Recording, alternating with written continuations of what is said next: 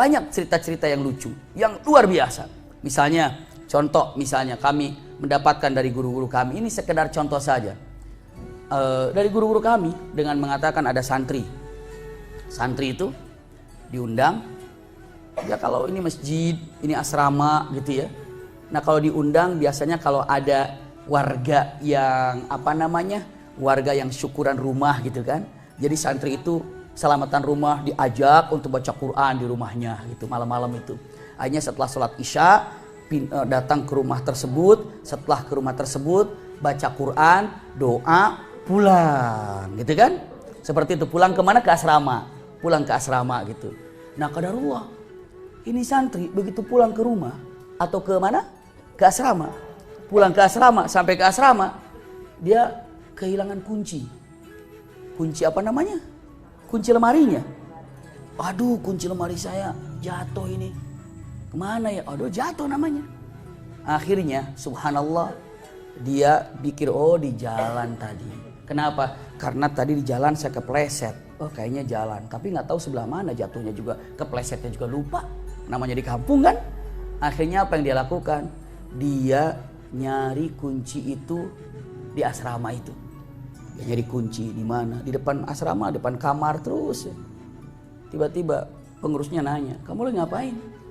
Aku lagi nyari kunci. Kunci apa? Kunci lemari. Lemari kenapa? Jatuh. Oh iya jatuh. Di mananya jatuhnya? Jatuhnya di jalan sana. Dia bilang, Matan, kamu tuh gimana sih? Jatuh di jalan, nyari di sini. Gimana ceritanya? Kamu itu nggak tahu, aneh, nggak punya pikiran apa? Jatuh di jalan, kenapa nyari di sini? Apa jawaban dia bilang? Kamu aneh, kenapa? Di sana gelap, di sini terang. Saya nyari terang. Coba kayak gitu kan? Di sana gelap, di sini terang. Mending nyari yang aneh itu kalau nyari sesuatu di tempat apa?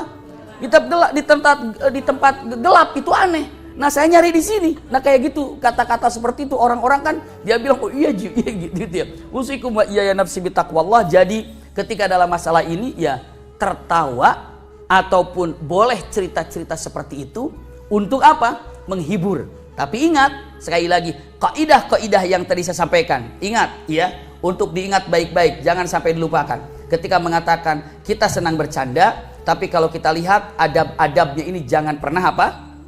Dilupakan. Jangan sampai orang ini di mana saja dia nggak tahu tempatnya, bikin candaan saja.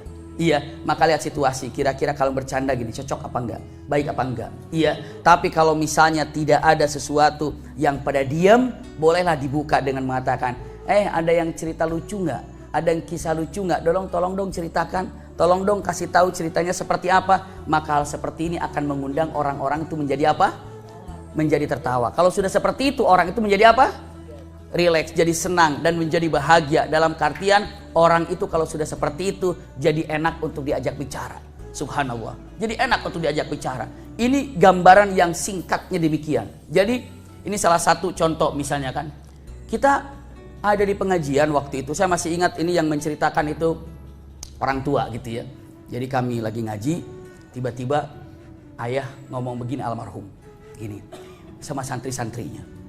Ya bagian ngajar kira-kira sekitar jam 9 untuk santri. Jam 9 itu santri itu udah mulai apa itu? Ngantuk gitu ya. Terus kata almarhum, saya nggak ngajar ya cuma mau cerita aja katanya. Saya masih ingat ceritanya. Dia bilang gini, jadi dulu iya di ceritanya dia bilang dengan mengatakan ada orang yang sakit apa? Sakit kulit. Iya. Berobat ke sana nggak sembuh, berobat ke sini nggak sembuh, sampai dia ini mengatakan pokoknya kalau saya itu ini pokoknya nadarnya luar biasa. Ini menceritakan tentang banyak hal pelajaran, iya tentang nadar seperti apa ini nggak boleh karena tidak punya ilmu orang itu begini pokoknya. Ya Allah gitu ya.